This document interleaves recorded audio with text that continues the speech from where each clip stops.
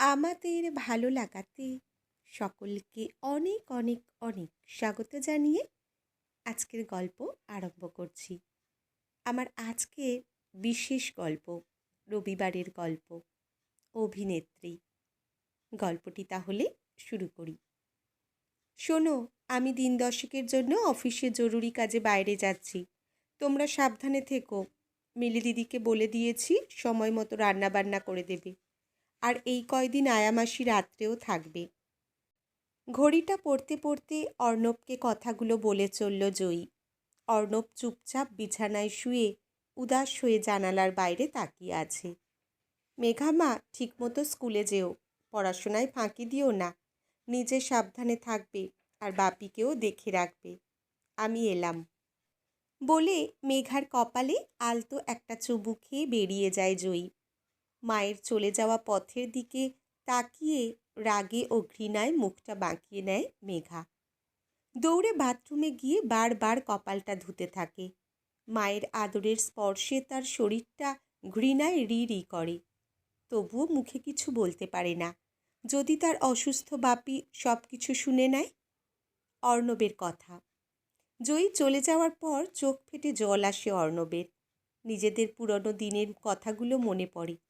কলেজে পড়তে পড়তেই জয়ীর সঙ্গে আলাপ ও প্রেম তার।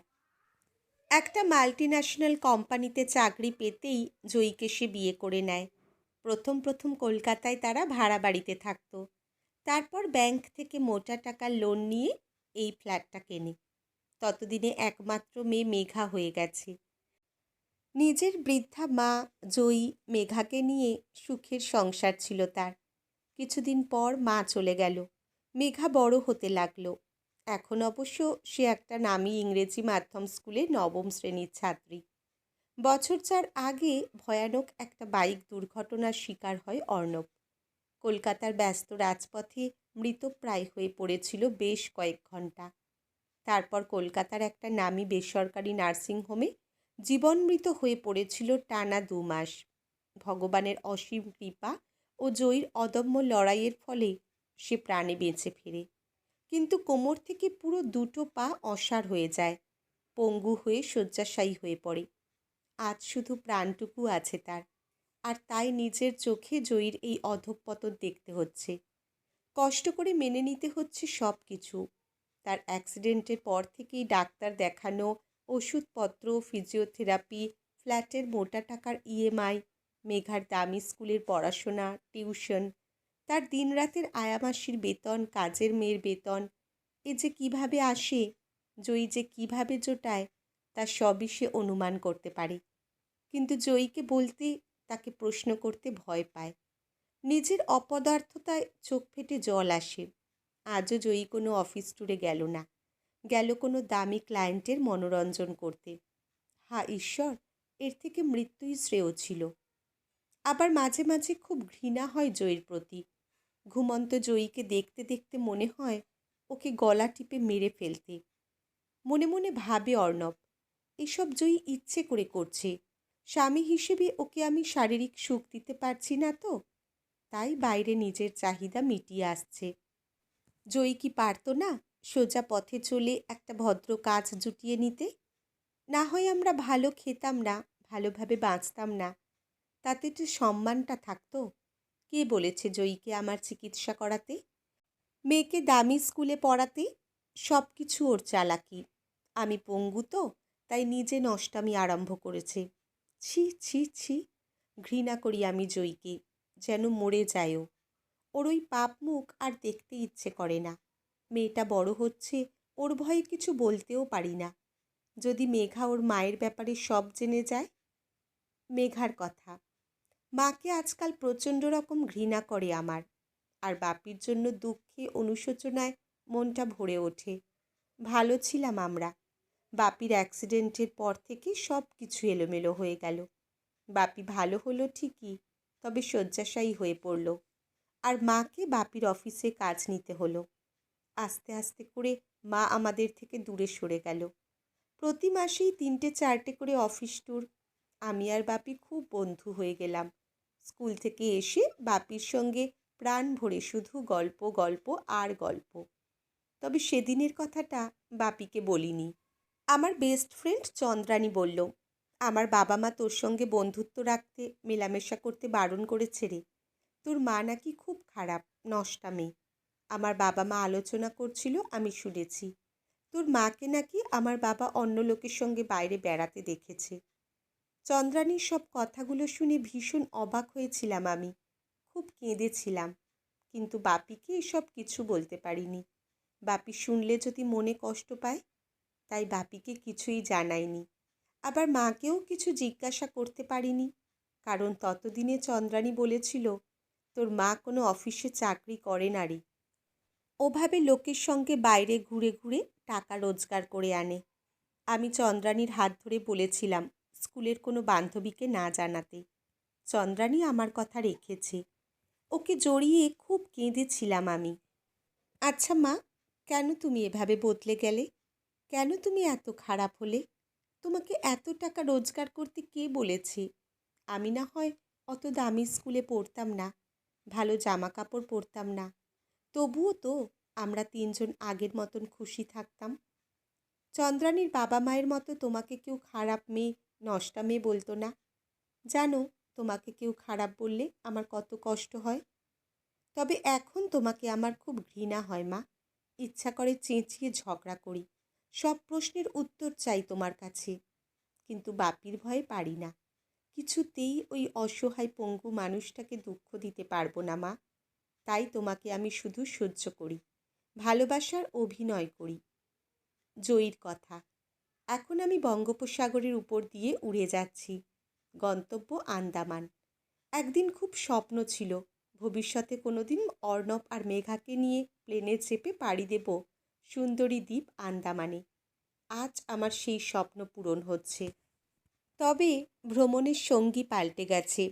এখন আমি চলেছি কাপুর গ্রুপের মালিক মিস্টার কাপুরের সঙ্গে আন্দামানের হোটেলে 6 দিন তার মনোরঞ্জন করতে।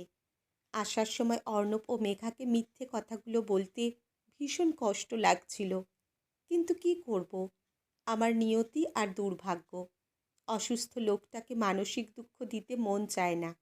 ওর কোম্পানির মালিক লীনা আগরওয়াল ম্যাডাম যখন বলেছিলেন, আমার কোম্পানিতে মিসেস জয়ী বোসকে একটা চাকরি দিচ্ছে অর্ণব, আশা করি তাতে তোমাদের আর আর্থিক সমস্যা থাকবে না, তখন অর্ণবের চোখে আমি অনেক আশার আলো দেখেছিলাম, যেন গভীর কালো নিরাশার মধ্যে এক বিন্দু আলোর সংকেত। তাই কোনো অবস্থাতেই আমি লীনা ম্যাডামের দেওয়া এই কাজটার কথা অর্ণবকে খুলে বলতে পারিনি। তখন অর্ণবের চিকিৎসার জন্য, মেঘার জন্য, সংসারের জন্য প্রচুর অর্থের প্রয়োজন ছিল। কে দেবে সেই অর্থ? অর্ণবের অ্যাক্সিডেন্টের পর ও যখন প্রায় 2 মাস কোমায় ছিল, তখন জলের মতো সব অর্থ বেরিয়ে গেছে। গয়না, জমানো ফিক্সড ডিপোজিটের টাকা সব শেষ। কার কাছে হাত পাতব? বাবা দাদারা, আত্মীয় স্বজন সবাই যথাসাধ্য অর্থ সাহায্য করেছে, তবুও আমার দৈনন্দিন সংসার চালানো তো তাদের পক্ষে সম্ভব নয়। তার উপর অর্ণবের দামি দামি ওষুধপত্র, নিয়মিত ফিজিওথেরাপি, মেঘার পড়াশোনা, মাথার উপর ফ্ল্যাটের মোটা ইএমআই, সব মিলিয়ে পাগল প্রায় অবস্থা। ভদ্রস্থ চাকরির অনেক চেষ্টা করেছি, কিন্তু সাধারণ একটা গ্র্যাজুয়েট মেয়েকে কে দেবে চাকরি? বাস্তবের রাস্তায় ঠক্কর খেয়ে খেয়ে আজ আমি এ পথে। হ্যাঁ, আমি চাকরি করি, লীনা ম্যাডামের অফিসের একজন লোক দেখানো স্টাফ, কিন্তু ভেতরে ভেতরে আমি এখন ম্যাডামের কোম্পানির ভিআইপি ক্লায়েন্টদের হ্যান্ডেল করি। অর্থ পাই প্রচুর, ফ্ল্যাটের ইএমআই দেওয়া শেষ, মাথার উপর ছাদটা নিজের হয়েছে, মেয়ে ভালো স্কুলে পড়াশোনা করছে, অর্ণবের উন্নত মানের চিকিৎসা চলছে। ডাক্তারবাবু বলেছেন অর্ণবের পায়ে অল্প অল্প সার ফিরে আসছে, পায়ের আঙুলগুলো নড়াচড়া আরম্ভ হয়েছে। হয়তো অদূর ভবিষ্যতে সে নিজের পায়ে দাঁড়াতে পারবে। কি চাই আর? আগামী ভবিষ্যতে মেয়েটা সুপ্রতিষ্ঠিত হয়ে গেলে আর চোখের সামনে অর্ণব সারা জীবন এইভাবে শুয়ে বসে থাকলেই আমি খুশি। ওদের দুজনকে সুখে রাখার জন্য আমি সব কিছু করতে রাজি আছি। নীরবে বিষ পান করেছি সব, শুধু যেন অর্ণব এসব না জানে, মেঘা এসব না জানে। অবশ্য লীনা ম্যাডাম এ ব্যাপারে খুবই সচেতন। অত্যন্ত সহানুভূতির সঙ্গে তিনি সব গোপনীয়তা বজায় রাখেন। না, এখন একটু ঘুমিয়ে নিই, নিজেকে ফ্রেশ রাখতে হবে। মিস্টার কাপুর অলরেডি 50,000 টাকা ব্যাংকে ট্রান্সফার করে দিয়েছেন, পরে আরও 20,000 দেবেন। জীবনে বাঁচতে গেলে টাকার ভীষণ প্রয়োজন। পরিশিষ্ট 10 দিন পর আন্দামান থেকে ফিরছে জয়ী। আজ কলকাতায় রেনি ডে, প্রচণ্ড বৃষ্টি হচ্ছে। রান্নার মাসি আসেনি, অনেক দিন বাদে আজ রান্নাঘরে ঢুকেছে সে। বাড়ি ফিরেই দেখেছিল বাবা মেয়ে দুজনেরই মুখ গম্ভীর। সে নিজেও ভীষণ ক্লান্ত ছিল। গভীর লম্বা একটা ঘুম দিয়ে নিজের ক্লান্তি খানিকটা মিটিয়েছে। আজ রান্নাঘরে ঢুকেছে বাবা মেয়ের পছন্দের খিচুড়ি ও ইলিশ মাছ ভাজা বানাতে। ডাইনিং টেবিলের মুখোমুখি খেতে বসে তিনজনে।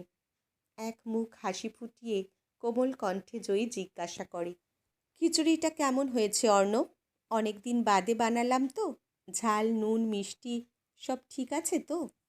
কাল রাত্রে জয়ী ঘুমিয়ে পড়লে ওর ক্লান্ত মুখের দিকে অনেকক্ষণ তাকিয়েছিল অর্ণব। জয়ীর চোখের নিচে কালি আর গলায় কামড়ানোর দাগটা খুব সহজেই চোখে পড়েছিল তার। ওর ক্লান্ত মুখটার দিকে তাকিয়ে ভীষণ কষ্টে বুকের ভেতরটা দুমড়ে মুচড়ে যাচ্ছিল। তার জন্যই জয়ীর আজ এই অবস্থা। এখন জয়ীর মুখের হাসিটা কেড়ে নিতে একদমই মন চাইছে না। তাই হেসে সে বলে, তোমার হাতের খিচুড়ি কেমন হয়েছে বলতে হবে নাকি? অলওয়েজ ফাটাফাটি। কিরে মেঘা, তোর কেমন লাগছে? এই মহিলার হাসি মুখটা একদম সহ্য হয় না মেঘার, কিন্তু বাপির হাসিটা তার ভীষণ ভালো লাগে। এতদিন বাদে বাপিকে এত উচ্ছ্বসিত দেখল, তাই সেও ভীষণ হেসে বলল, তা কি আর বলতে হবে বাপি, আমার মায়ের হাতের রান্না world best. I love you mummy. এদের দুজনের প্রশংসায় চোখে জল চলে আসে জয়ীর। সেটা লুকোতে তাড়াতাড়ি বলে ওঠে, এ মা, সঙ্গে চাটনি বানিয়েছিলাম, দেখো রান্নাঘরেই রয়ে গেছে, দিতে একদম ভুলে গেছি, এক্ষুনি আনছি। রান্নাঘরে ঢুকে নিজের চোখে জল মুছে জয়ী মনে মনে ঈশ্বরকে বলে, হে ঈশ্বর, যদি তুমি কোথাও থাকো, এদের বাবা মেয়েকে চিরদিন এমনই হাসি খুশি রেখো। তোমার কাছে আমার শুধু এটুকুই প্রার্থনা। অর্ণব, জয়ী, মেঘা তিনজনের এই সংসার নামক নাটকের নাট্যমঞ্চে প্রতিনিয়ত কান্না হাসির পালা চলতে থাকে। আজকের গল্প এখানেই সমাপ্ত। কলমে মিঠু রায় চক্রবর্তী, পাঠে জয়তী। ধন্যবাদ।